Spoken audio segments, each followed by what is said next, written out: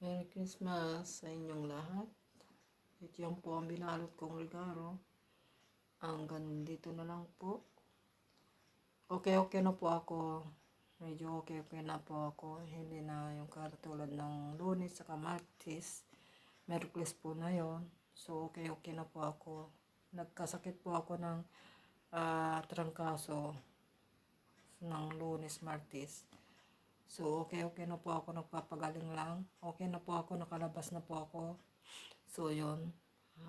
Kaya po, lumabas po ako, bumili ng regalo sa sama ko po.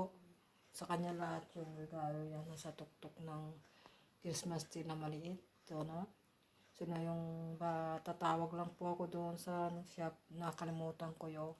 Saka mamadali ko, nakalimutan ko po yung battery sa tindahan. Baka naman ay pasok ko naman dyan sa kamamadali ko dahil pauwi na po yung anak ko. Nagaling na siya sa trabaho niya, pauwi na po siya. Kaya ako nagmamadali.